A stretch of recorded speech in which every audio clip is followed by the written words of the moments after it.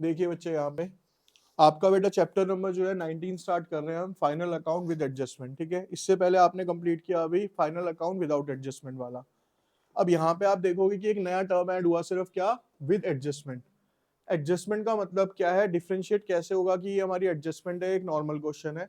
आपने last chapter के अंदर जितने भी क्वेश्चंस करे उसके अंदर सारी चीजें कहाँ पे गिवन होती थी, आपकी ट्रायल बैलेंस के अंदर, है ना। क्लोजिंग स्टॉक कहाँ पे गिवन था बेटा, ट्रायल बैलेंस के बाहर। ये चीज समझ आई। तो जो चीज ट्रायल बैलेंस के बाहर गिवन होती है इसका मतलब है कि वो अभी तक एडजस्ट नहीं हुई है। ठीक है, अब सर जब वो एडजस्ट नहीं हुई है तो उसका इफेक्ट क्या होगा, कहाँ कहाँ पे पड़ेगा। सिंपल सा एक बेसिक बताता हूँ, पहले क्लोजिंग स्टॉक से स्टार्ट करते हैं, फिर आगे एडजस्टमेंट बताऊंगा किस तरीके से एडलेस होती है वो एडजस्टमेंट। सबसे पहले आती है बच्चे आपकी क्लोजिंग स्टॉक की। क्लोजिंग स्टॉक की एडजस्टमेंट आपने देखी बेटा क्या होती है, shown in credit side of trading account. Trading account की कहां पे शो किया जाता है, ये क्रेडिट साइड में। Second, shown in asset side of a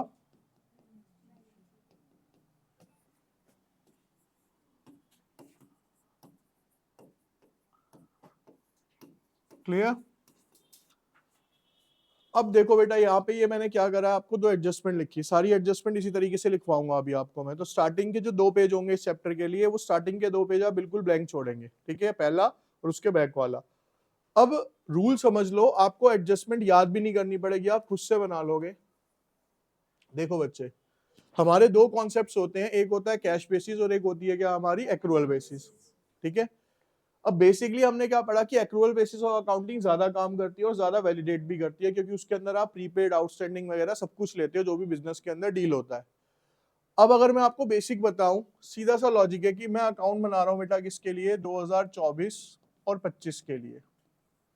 ठीक है, एक सिंपल सा बेसिक रूल बता रहा हूं जिससे एडजस्टमेंट आपको सारी टिप्स पे अपने आप हो जाएंगी। क्या, जो भी एंट्री या जो भी एक्सपेंस इनकम करंट ईयर यानी जिस फाइनेंशियल ईयर के लिए आप एंट्रीज कर रहे हो उससे रिलेट करता है, तो आप उसे क्या कर दोगे, ऐड कर दोगे। ठीक है, क्या यहां पे लिख देता हूं, प्लस कब करना है, रिलेटेड टू दिस ईयर। यानी फॉर एग्जाम्पल लिया है मैंने, ये हो सकता है आपका क्वेश्चन 23-24 का हो, 22-23 का हो, किसी का भी हो सकता है। हम एक एग्जाम्पल ले रहे हैं, मान लो हम 2024 और 25 का अकाउंट बना रहे हैं, तो अगर कोई भी एंट्री या कोई भी अमाउंट इस साल से रिलेट करेगा तो वो क्या होगा, एडजस्ट के अंदर प्लस हो जाएगा। माइनस कब होगा बेटा, simple, not related to this. अगर इससे रिलेट नहीं कर रहा तो उसको क्या कर दोगे आप, माइनस। अब अगर आपको ये वर्डिंग समझ आ गई है मेरी, तो आपके क्वेश्चन आराम से देखो। अब मैं एक एडजस्टमेंट लिख रहा हूं, खुद आप आंसर करोगे उसका, देखना। मैंने यहां पे बेटा एडजस्टमेंट लिखी, आउटस्टैंडिंग एक्सपेंस। देखो, अब इस एक्सपेंस के अंदर ना बेटा कुछ भी हो सकता है, rent, commission, interest, etcetera etcetera, कुछ भी हो सकता है।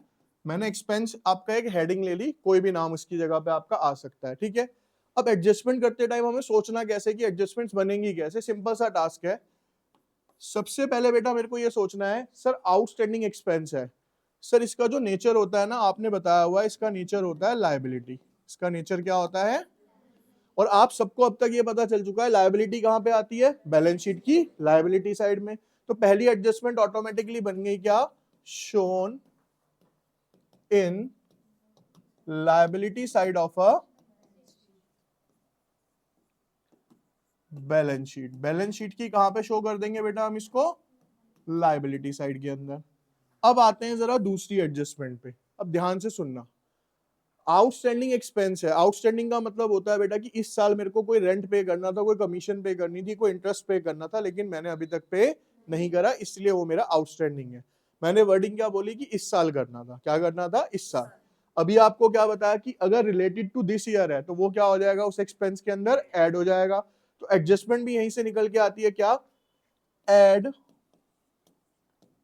To related expense in trading account और भाई अगर मान लो यहां पे दे रखा है आउटस्टैंडिंग वेजेस, तो वेजेस किस में होंगी बेटा? ट्रेडिंग अकाउंट के अंदर। आउटस्टैंडिंग सैलरी दे रखी है तो सैलरी किसके अंदर होगी? पीएनएल अकाउंट के अंदर। तो जो भी आपका ड्यू है उसको क्या कर दोगे आप? उसमें ले जाके ऐड कर दोगे। तो एडजस्टमेंट समझ आई बनी कैसे? ठीक है, याद नहीं करनी, हमें लॉजिक लगाना है कि ये क्यों प्लस हो रही है, क्यों माइनस हो रही है। इससे अगली एडजस्टमेंट भी देखो, आप खुद से बता पाओगे। अब देखिए यहां पे तीसरी,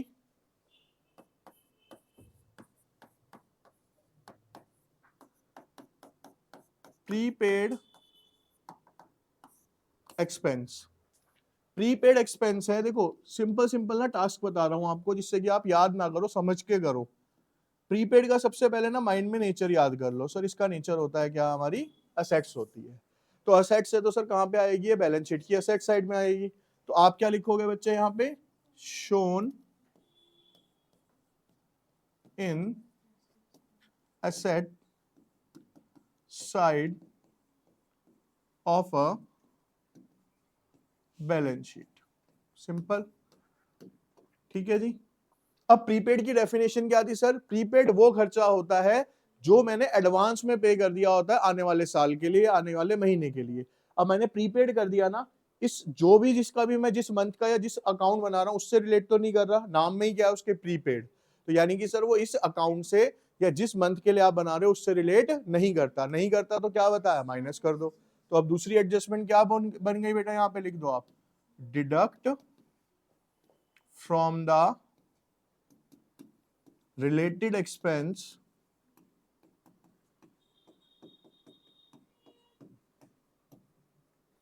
in trading और पीएनएल अकाउंट। इजी, ठीक है। अब 3 हो गई आपकी। इसके बाद देखिए अब आगे फोर्थ लेता हूं बच्चे मैं यहां पे,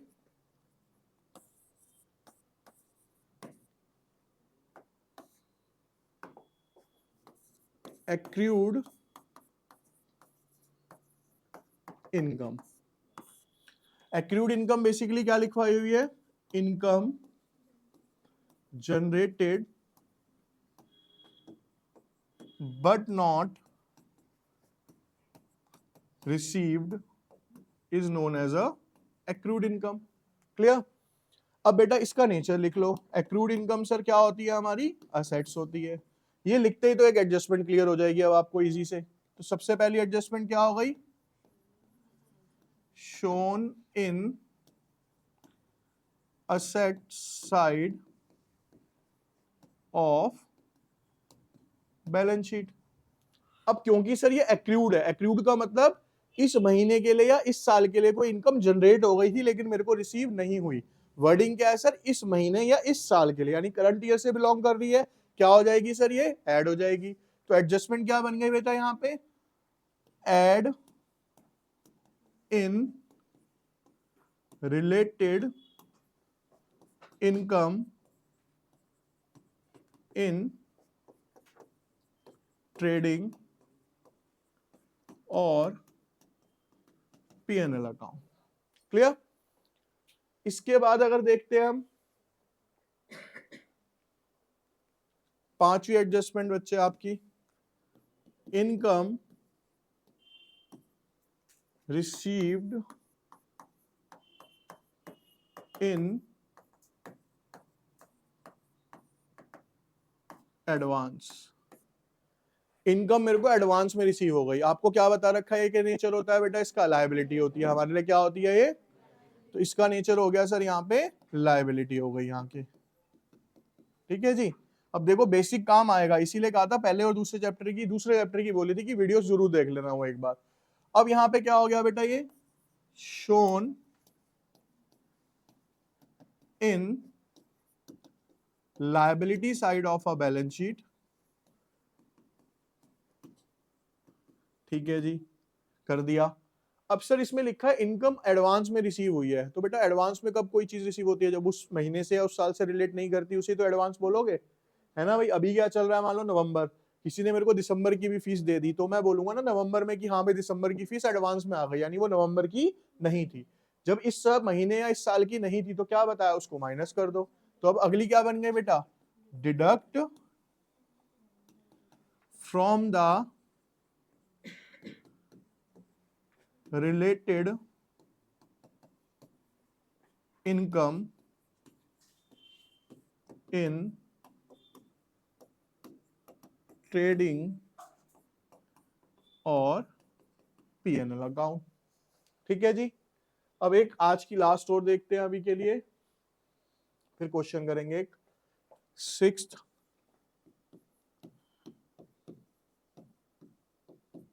डेप्रीशिएशन।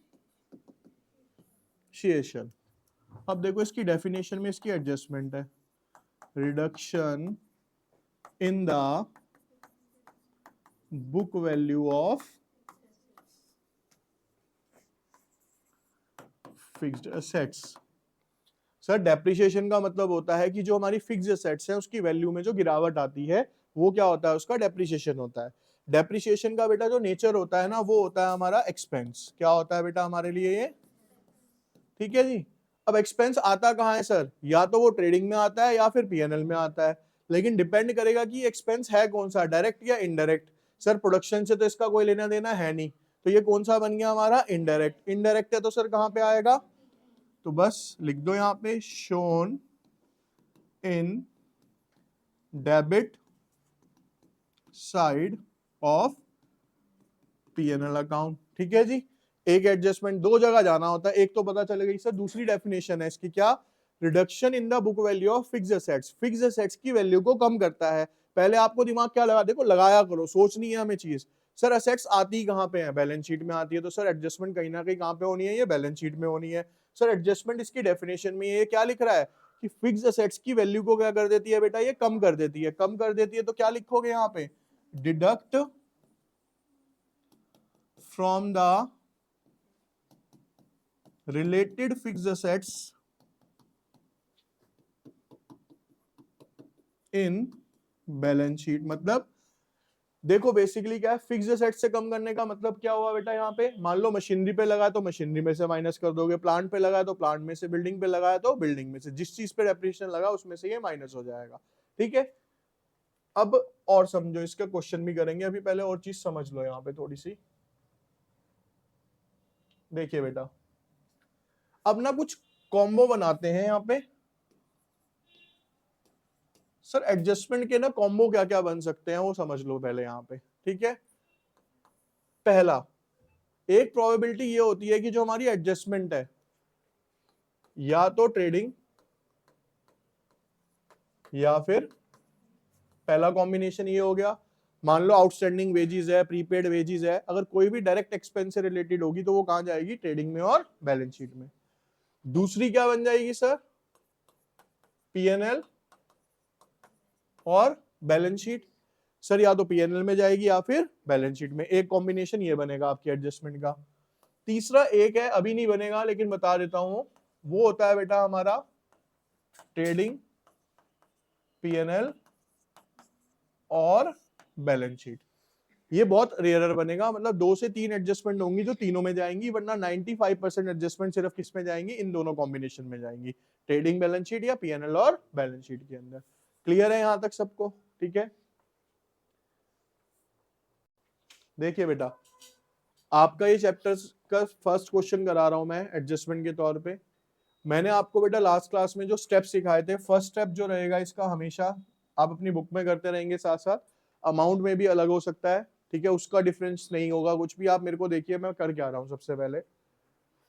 सबसे पहले बेटा आपका एक रोल रहेगा कि जब भी क्वेश्चन आप स्टार्ट करेंगे, ठीक है, आपको क्या करना है, बहुत ध्यान से सुनना, मेन इंपॉर्टेंट है ये, कैपिटल इसके आगे बेटा आपको मेंशन कर लेना है कि ये एक्चुअल में आएगा कहां पे। कैपिटल पार्ट होता है बेटा किसका, हमारा बैलेंस शीट का। उसके बाद बेटा क्रेडिटर लायबिलिटी है balance sheet.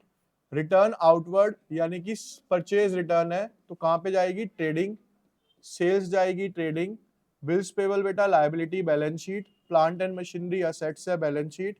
Sundry debtors assets balance sheet, drawings capital में से माइनस होती है balance sheet, purchase trading, return inward trading, wages trading, bank balance sheet क्योंकि एसेट्स है, repair PNL, opening stock trading, rent trading, manufacturing expense, नाम से ही बोल रहा है किसके एक्सपेंस है, मैन्युफैक्चरिंग के, तो डायरेक्ट एक्सपेंस है, ट्रेड एक्सपेंस बेचने के लिए करते हैं हम पीएनएल, बेड डेब्ट्स क्या है बेटा हमारा पीएनएल, कैरेज पीएनएल, नहीं कैरेज के आगे अगर कुछ नहीं कह रखा तो ये क्या हो जाएगी बेटा ट्रेडिंग, फ्यूल एंड पावर दे रखा है बेटा, क्या दे रखा है फ्यूल एंड, तो कहां चला गया ये ट्रेडिंग।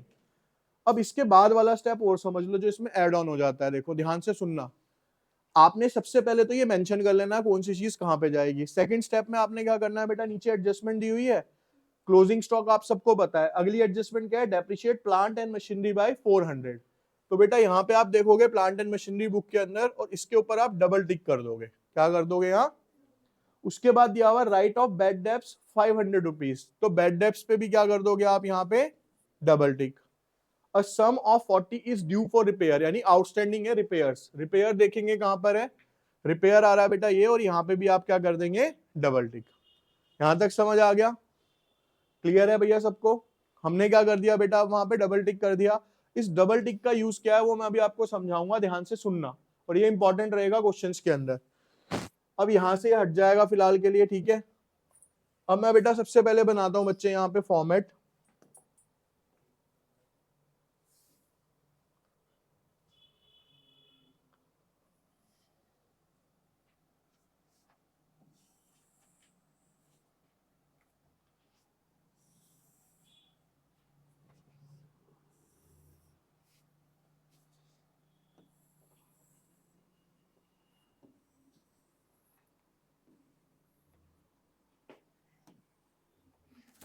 सबसे पहले आप यहां पे लिखोगे trading and PNL account as on, जो डेट दी हुई है, credit debit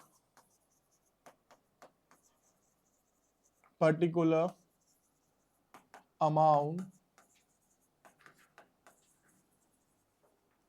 particular amount, balance sheet as on या for the year ending, liability amount, assets amount.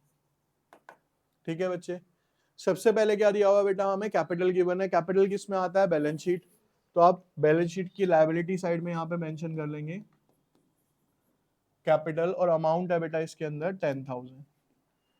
ये अंदर लिखने का रीजन क्या है, क्योंकि इसमें एडजस्टमेंट्स होती हैं कुछ, इसलिए हम इसे अंदर लिखते हैं, फाइनल तब लिखेंगे सारी एडजस्टमेंट के बाद। अगला क्या है बेटा यहाँ पे, क्रेडिटर 1200 रुपए लायबिलिटी है, तो 1200 रुपए डायरेक्टली आपके बाहर आ गए। उसके बाद है बेटा रिटर्न आउटवर्ड, रिटर्न आउटवर्ड का मतलब होता है क्या, cell purchase return, purchase return, ठीक है। तो अभी परचेज जब लिखेंगे उसमें से लिख लेंगे, उससे अगला क्या है sir, by sales account, sales कितने की दी हुई है 16,400, ये भी अंदर लिखेंगे क्योंकि सेल्स रिटर्न इसमें से माइनस होगा। उसके बाद क्या है बेटा, बिल्स पेबल, बिल्स पेबल क्या है हमारी लायबिलिटी है, तो आप यहाँ पे मेंशन कर देंगे बिल्स पेबल, बिल्स पेबल कितने दिए हुए हैं 500 रुपए। उससे आगे है बेटा प्लांट एंड मशीनरी, मैंने इस पे आपको डबल टिक करवाया था है ना, तो प्लांट एंड मशीनरी किस में आएगा, असेट्स में, प्लांट एंड मशीनरी अकाउंट 4,000 रुपए। इसको अंदर लिखवाने का रीजन क्या है बेटा यहाँ पे, क्योंकि ये क्या आता है बेटा हमारा बेसिकली एडजस्टेड है, तो इसके लिए इसका अमाउंट फाइनली बाहर तब लिखेंगे जब इसमें से आप एडजस्टमेंट कर दोगे। दूसरी चीज, जब आप ये कर लोगे ना बेटा, ये करने के बाद जैसे आपने ये अमाउंट अंदर लिख लिया, तो एक लाइन नीचे छोड़ दोगे, एक लाइन नीचे छोड़ दोगे ताकि एडजस्टमेंट करने का स्पेस बचा रहे आपका, इसलिए डबल टिक लगाया जाता है वो, ताकि आपको पहले से इन्फॉर्म हो कि इसके अंदर एंट्री हमें अंदर लिखनी है, प्लस इसके नीचे एक लाइन क्या करनी है हमें यहाँ पे स्किप करनी पड़ेगी, ठीक है। उसके बाद आता है बेटा bills payable, plant machinery, sundry debtors कितने के हैं 2400 रुपए के हैं, कितने के हैं, तो सन्ड्री डेटर्स 2400 रुपए। ये भी अंदर लिखेंगे क्योंकि और बैड डेब्ट्स हुई हैं हमारी, तो इसका इफेक्ट किस पे पड़ेगा, हमारे डेटर्स पे पड़ेगा। अभी बताऊंगा क्या। ड्राइंग्स 1000 रुपए, कितने की है? ड्राइंग्स कहाँ से माइनस होती हैं बेटा? कैपिटल में से।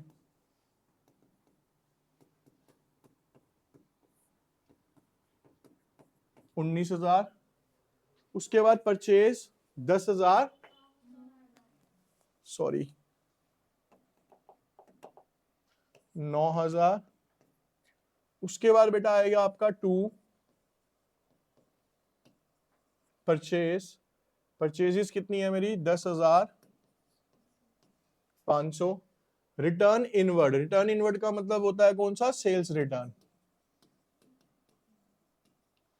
रिटर्न इनवर्ड कितनी दी हुई है हमें? 300 रुपए की। तो ये हो गया 16,100। फिर वेजिस दी हुई है बेटा, कितने की दी हुई है हमें? 5,000 की है। बुक में एक बार देखते रहना बच्चे। 2 वेजिस, वेजिस के साथ तो कुछ नहीं था, नहीं, तो वेजिस है 5,000, तो ये कहां पे आ गए बेटा? फाइनली बाहर। उसके बाद दिया हुआ है बैंक, बैंक क्या होती है बेटा? हमारी असेट्स 1,000 है।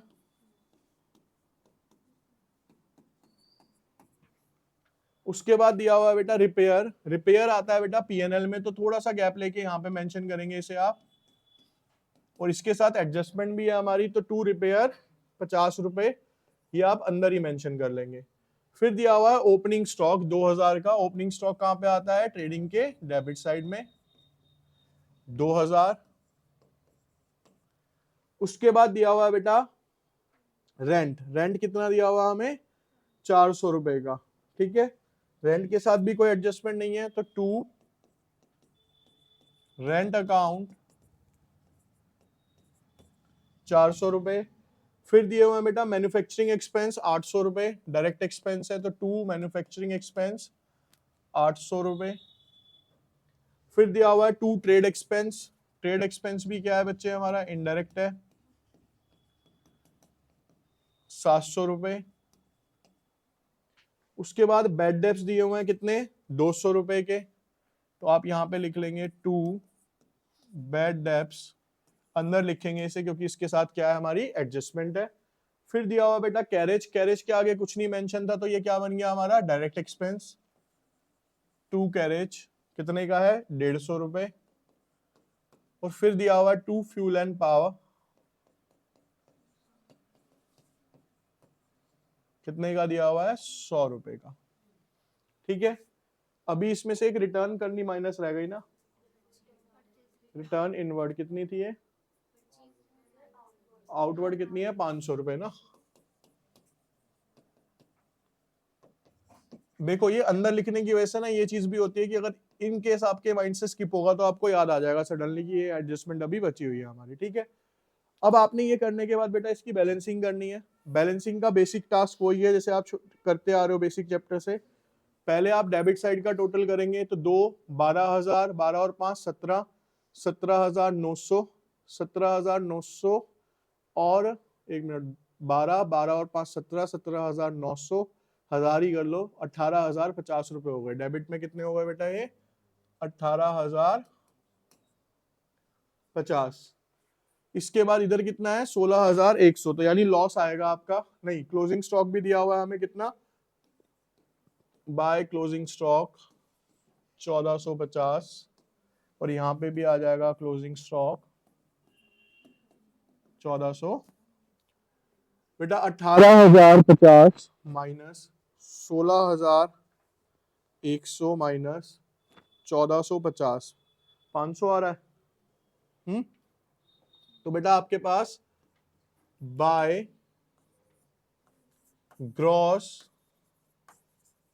लॉस ट्रांसफर टू, कहां पे ट्रांसफर होगा ये? पीएनएल अकाउंट 500 रुपए का आ गया। इसका आप यहां पे टोटल कर दीजिए 18,050, और यहां पे भी कर दीजिए 18,050। अब मैं रिपेयर को थोड़ा सा नीचे करता हूं ताकि ग्रॉस लॉस हम यहां पे एंटर कर सकें। 2 रिपेयर 50 रुपए की है, अब बेटा ग्रॉस लॉस ऊपर से इधर आ जाएगा, कैसे लिखेंगे इसे, to gross loss transfer from trading account 500 रुपए। ठीक है, अभी तक हमने ग्रॉस प्रॉफिट निकाल लिया। अब इसके बाद क्या करेंगे बच्चे, हम सारी एडजस्टमेंट करनी पास करते हैं। देखो पहली क्या है यहाँ पे, depreciate plant and machinery by 400, 400 रुपए से डेप्रिशिएशन लगाना है। तो डेप्रिशिएशन कौन सा एक्सपेंस है, इनडायरेक्ट, कहाँ पे आना था बेटा, ये पीएनएल के डेबिट साइड में। तो यहाँ पे स्पेस ही शॉर्ट पड़ रहा है बस अभी हमें। देखिए मैंने यहाँ लिख दिया टू डेप्रिशिएशन 400 रुपए, एक एडजस्टमेंट हो गई। दूसरा क्या बताया था, कहां से माइनस होता है, फिक्स्ड एसेट्स की वैल्यू में से। तो बेटा यहां से आप लिखेंगे प्लांट एंड मशीनरी में से डेप्रिसिएशन, तो यहां अमाउंट कितना बच गया आपका, 3600 रुपए। अगली एडजस्टमेंट क्या है बेटा, राइट ऑफ बैड डेब्ट्स 500 रुपए, 500 रुपए के बैड डेब्ट्स हो गए। बैड डेब्ट्स होता क्या ये समझते हैं पहले। बैड डेब्ट्स का मतलब होता है वो डेटर्स जिन्होंने पैसा देने के लिए क्या कर दिया, मेरे को मना कर दिया, मेरा पैसा डूब गया। तो बेटा डूब गया तो एक तो लॉस है, इसे बोलते हैं हम फर्दर बैड डेब्ट्स। तो जो ऑलरेडी 200 रुपए के बैड डेब्ट्स थे बेटा, इसके अंदर आप इसे क्या कर दोगे, फर्दर बैड डेब्ट्स के नाम से प्लस कर दोगे। कितने रुपए का हुआ ये, 500 रुपए का। कितने हो गए टोटल ये, 700। अब आप खुद बताओ कि हमारे जो डेटर थे 2400 रुपए के थे, इसमें से 500 रुपए के डेटर्स ने मना कर दिया कि हम पैसे नहीं देंगे, तो हमारे डेटर्स बढ़ जाएंगे या कम हो जाएंगे। भाई 2400 रुपए मैंने किसी से लेने थे, उसमें से 500 रुपए वाले बंदे आए, कहते भैया हम तो आपको पैसे नहीं देंगे, तो यानी वो अमाउंट बढ़ गया या कम हो गया, कम होगा। कम होगा तो बेटा यहां से क्या हो जाएगा, ये फर्दर बैड डेब्ट्स के नाम से, यहां कितना बच गया, ये 1900 रुपए। उसके बाद आता है sum of 40 is due for repair, यानी आउटस्टैंडिंग है बेटा आपका। तो आउटस्टैंडिंग है तो मैंने क्या बताया था, रिलेटेड एक्सपेंस में प्लस कर दो।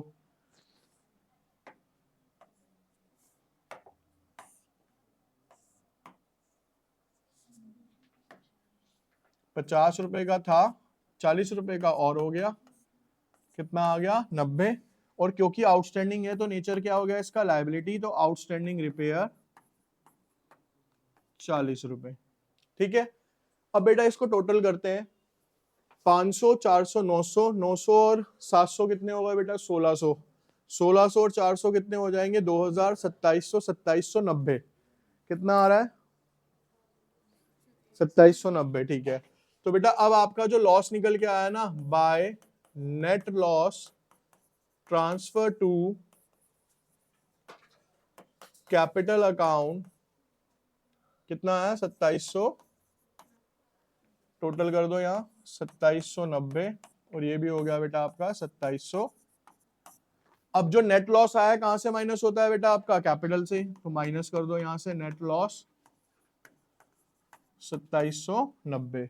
0 10 में से 9 गए 1, 9 में से 7 गया 2, 8 में से 2 गए 6210 रुपए। ठीक है, 6210 प्लस 1200 प्लस 500 प्लस 40, 7950। तो 7950, उधर का टोटल करते हैं हम, 3600 प्लस 1900 प्लस 1000 प्लस 1450, ये भी कितना आ गया बेटा आपका, 7950। ठीक है, तो बेसिकली इसी तरीके से एडजस्टमेंट्स आपको करनी है। अभी जो मैं क्वेश्चंस आपको करने के लिए दे रहा हूँ, सिर्फ जो एडजस्टमेंट्स आज लिखवाई हैं 5 या 6, उसी से रिलेटेड दूंगा, उसको ट्राई कर लेना। बैड डेब्ट्स वाली मैंने आपको बता दी एक बार एडजस्टमेंट यहाँ। ठीक है, बुक निकालिए, मैं होमवर्क दे रहा हूँ।